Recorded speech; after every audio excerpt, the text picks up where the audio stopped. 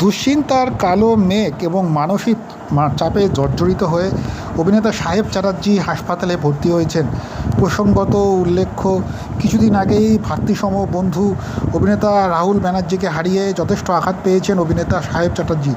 তার আগে এক সপ্তাহ আগে 22শে মার্চ হাসপাতালে ভর্তি হয়েছে অভিনেতার মা সাহেব চ্যাটার্জির মা। কার্যত মূত্রনালীতে সংক্রমণ, সেখান থেকে সেই সংক্রমণ দ্রুত ছড়িয়ে পড়তে থাকে সারা শরীরে। কার্যত দুর্বল থেকে দুর্বলতর হয়ে পড়ে। চিকিৎসকদের পরামর্শে দ্রুত তাকে হাসপাতালে ভর্তি করতে হয় সাহেব চ্যাটার্জির মাকে। কার্যত হাসপাতাল বাড়ি এই নিয়ে নাজেহাল ছিলেন অভিনেতা সাহেব। পাশাপাশি এরই মধ্যে খবর আসে তালসারিতে শুটিং করতে গিয়ে গত রবিবার প্রাণ হারিয়েছেন তার ভ্রাতৃসম প্রিয় বন্ধু রাহুল ব্যানার্জি। সম্ভবত এরপরই নিজেকে আর সামলাতে পারছেন না। কিছুদিন আগেই সংবাদ মাধ্যমকে এই নিয়ে তিনি বলেছিলেন যে এই তার মাথা কার্যত কাজ করছে না, তিনি কিছুতেই মেনে নিতে পারছেন না এই একের পর এক ঘটনা যেন তাকে বিধ্বস্ত করে দিয়েছে। আর এর মধ্যে জানা যাচ্ছে শরীরে অক্সিজেনের মাত্রা কমে যাওয়াতে চিকিৎসকদের পরামর্শে কার্যত হাসপাতালে ভর্তি হয়েছেন অভিনেতা সাহেব চ্যাটার্জি।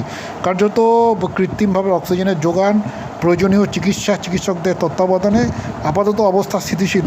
পাশাপাশি যেটা জানা গিয়েছে, সাহেব চ্যাটার্জি যে বাড়িতেও যাতে করে চিকিৎসা কার্যত পরবর্তীকালে যে ওষুধ থেকে শুরু করে সরঞ্জাম, সেগুলোরও বন্দোবস্ত আপাতত রাখছেন অভিনেতা সাহেব চ্যাটার্জি।